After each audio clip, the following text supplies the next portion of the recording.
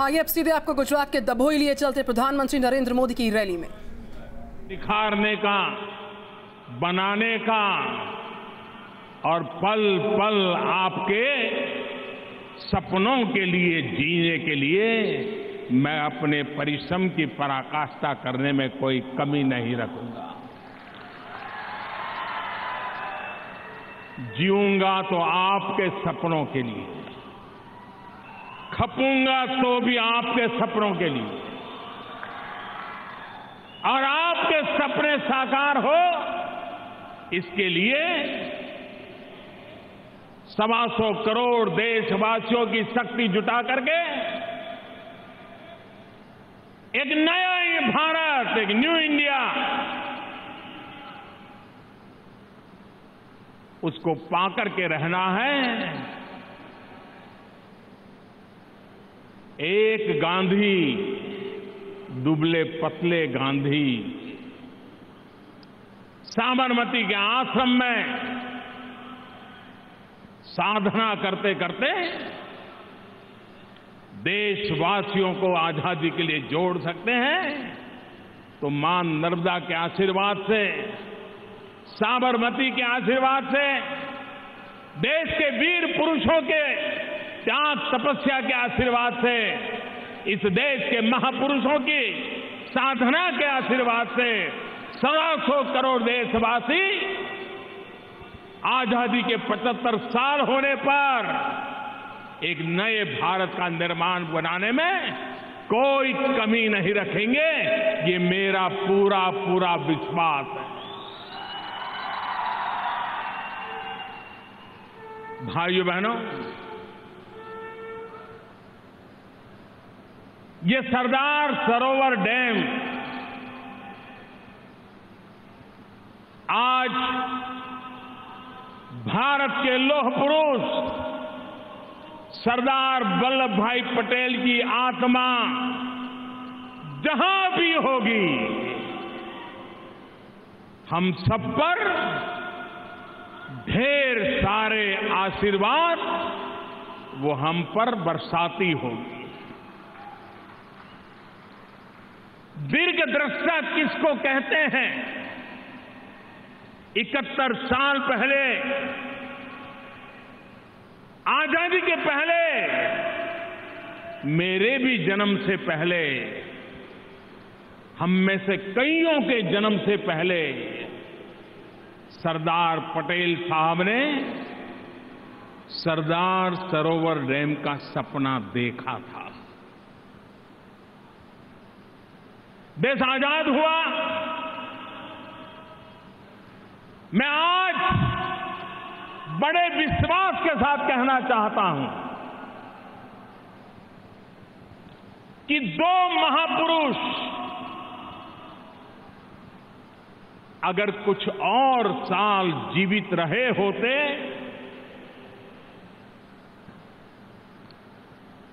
तो ये सरदार सरोवर डैम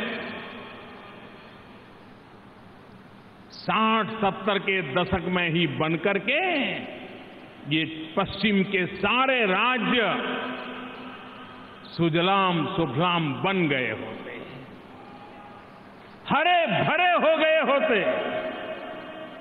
हिंदुस्तान के अर्थ जगत को एक अभूतपूर्व सामर्थ्य देने का सौभाग्य पश्चिम के इन राज्यों को मिला होता। वे दो महापुरुष थे, एक सरदार वल्लभ भाई पटेल, जिन्होंने नर्मदा नदी के महात्म्य को, सामर्थ्य को और गुजरात की आवश्यकता को, मध्य प्रदेश, महाराष्ट्र, गुजरात, राजस्थान के जीवन को एक मां नर्मदा कैसे बदल सकती है, इसका सपना संजोया था। दीर्घ दृष्टि से उस प्रोजेक्ट की कल्पना की थी। और दूसरे महापुरुष थे डॉक्टर बाबा साहब आंबेडकर, जिन लोगों को बाबा साहब आंबेडकर का अध्ययन करने का अवसर मिला है, वो देख सकते हैं कि भारत में जल क्रांति के लिए, जल शक्ति के लिए, वाटरवेज के लिए, सामुद्रिक सामर्थ्य के लिए मंत्री परिषद के अपने अल्पकाल में भी जितनी योजनाएं, जितनी कल्पनाएं पूज्य बाबा साहब आंबेडकर ने रखी थी, शायद ही एक सरकार इतना काम सोच भी सकती है जो काम बाबा साहब आंबेडकर ने सोचा था। अगर ये दो महापुरुष कुछ साल ज्यादा जीवित रहते, हमें उनके सेवाओं का लाभ कुछ वर्ष अधिक मिला होता, तो मेरे प्यारे देशवासियों, आज बाढ़ के कारण जो प्रदेश तबाह हो जाते हैं, सूखे के कारण जहां का किसान मर रहा है, ये सारी समस्याओं से देश पार निकल आता और देश प्रगति की नई ऊंचाइयों को पार कर लेता। लेकिन यह हमारा दुर्भाग्य रहा कि हमें इन दोनों महापुरुषों को बहुत पहले खो देना पड़ा। आज ये सरदार सरोवर डैम भारत को समर्पित हो रहा है, 125 करोड़ देशवासियों को समर्पित हो रहा है, गांधी और सरदार की धरती से समर्पित हो रहा है। जिस धरती पर बाबा साहब आंबेडकर की जिंदगी में एक नया बदलाव आया था गायकवाड़ के कारण, उस धरती से समर्पित हो रहा है। देश की एक नई ताकत का ये प्रतीक बनेगा। इस विश्वास के साथ आज इन सभी महापुरुषों को उनका स्मरण करते हुए ये भव्य दिव्य योजना आप सबके चरणों में समर्पित करता हूं, देशवासियों को समर्पित करता हूं, मां भारती को समर्पित करता हूं। भाइयों बहनों, योजनाएं बनना, योजनाएं पूरी होना बहुत स्वाभाविक होता है, लेकिन शायद हिंदुस्तान में जितनी तकलीफें मां नर्मदा को झेलनी पड़ी, इस योजना को झेलनी पड़ी, दुनिया की कोई ताकत ऐसी नहीं थी जिसने इसमें रुकावटें पैदा न की। वर्ल्ड बैंक ने फैसला कर लिया, सरदार सरोवर डैम के लिए पैसे नहीं देंगे।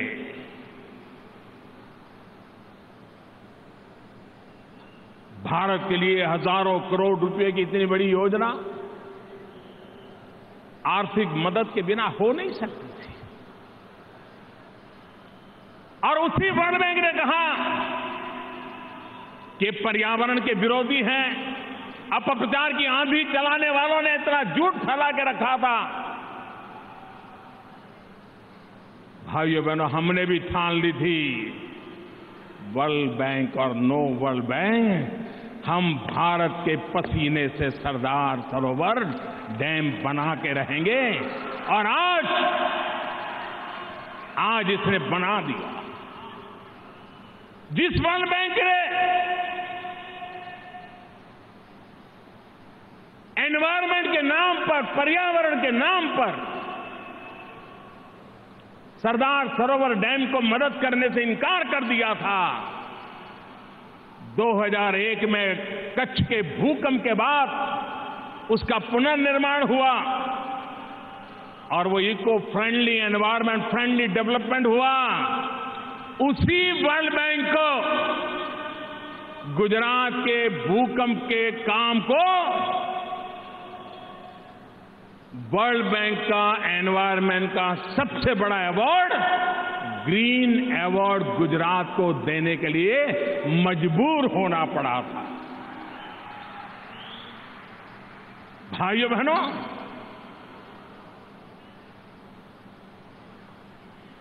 अगर एक बार हिंदुस्तान के लोग संकल्प कर लेते हैं तो दुनिया की हर चुनौती को चुनौती देने का सामर्थ्य ये देश रखता है भाई, और उसी का परिणाम है।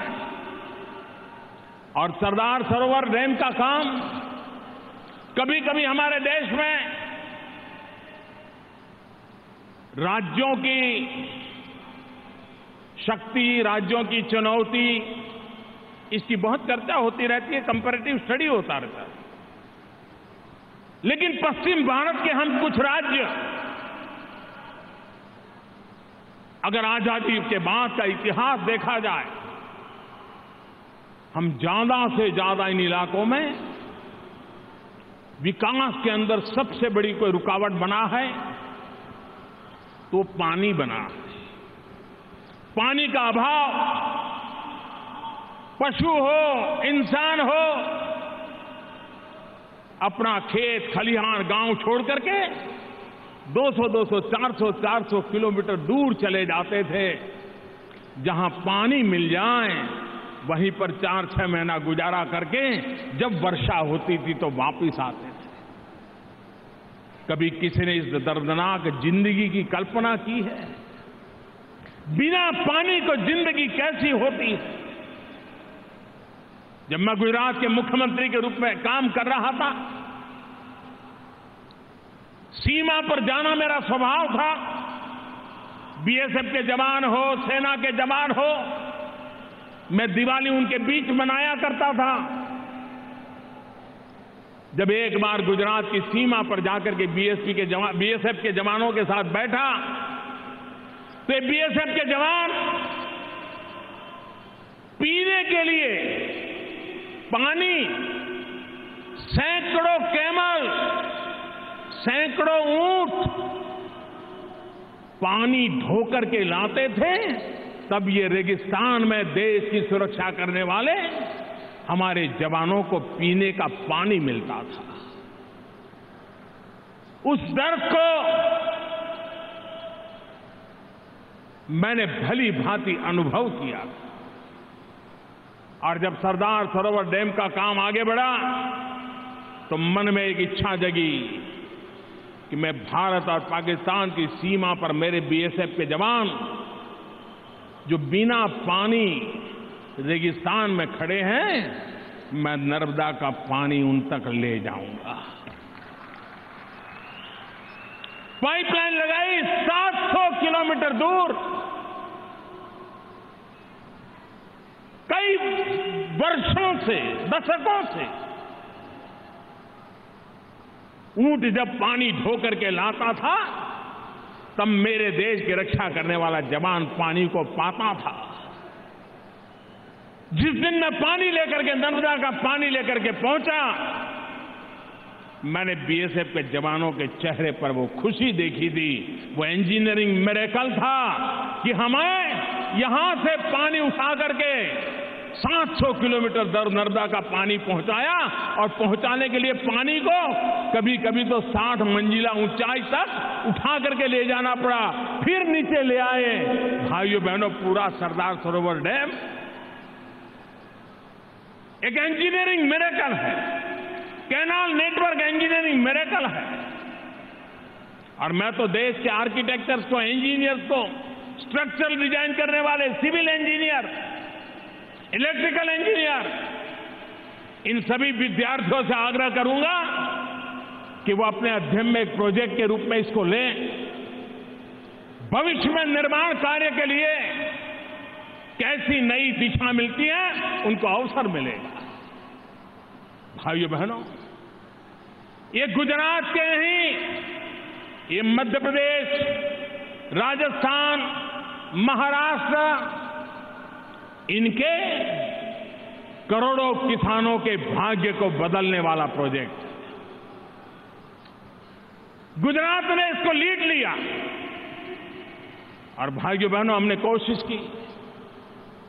दुनिया भर की हमारी आलोचना करने के प्रयास हुए, अनाप शनाप झूठे आरोप लगाए गए।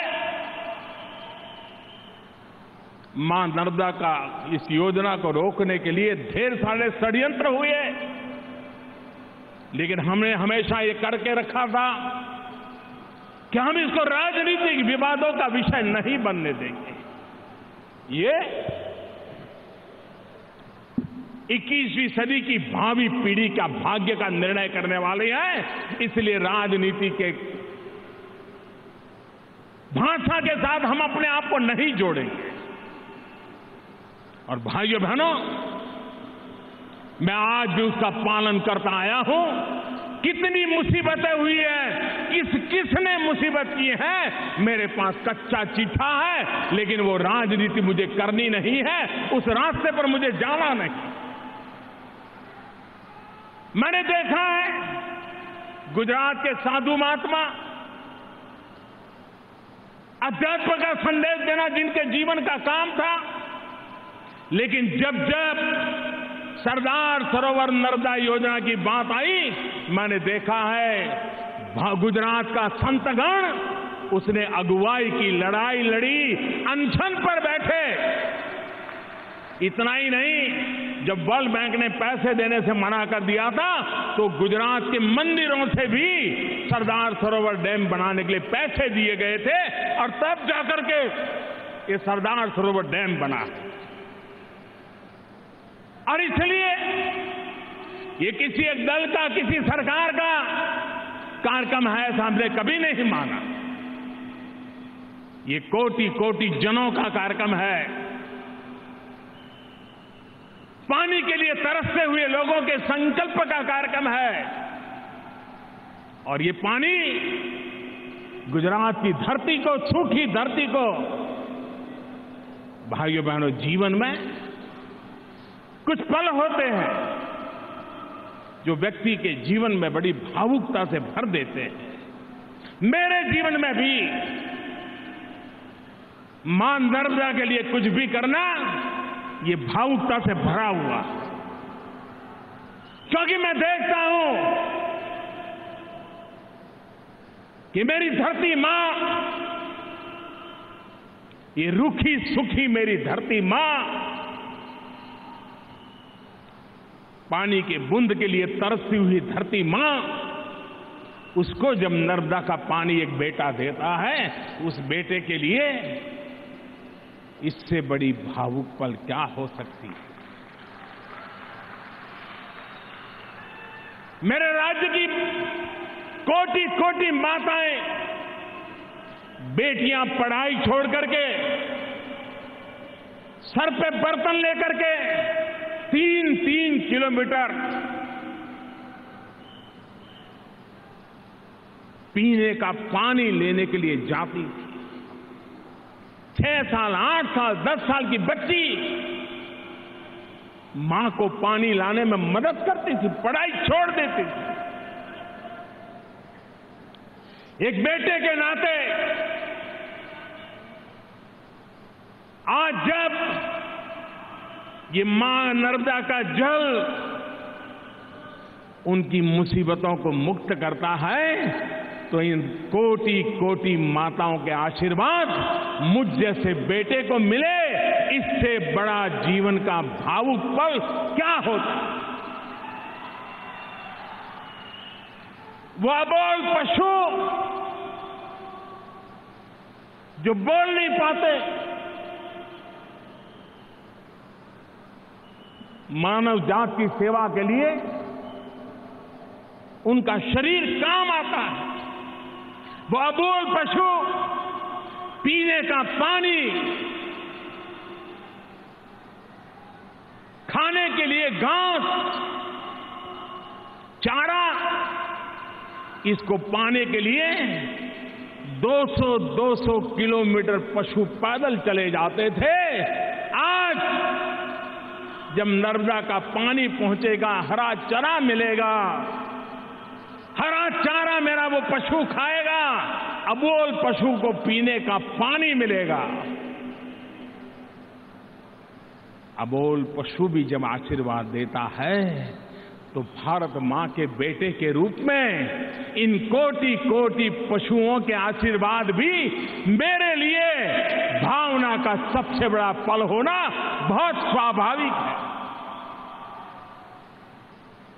भाइयों बहनों, मैं जन्मदिन मनाने वाले लोगों में से नहीं रहा, लेकिन जन्मदिन में और विश्वकर्मा जयंती हो और कोटि कोटि लोगों के पूरी शताब्दी के भाग्य का निर्माण होता हो, तो ये पल, ऐसा पल इतने सालों में मेरे जीवन में कभी नहीं आया जो आज गुजरात ने मुझे दिया।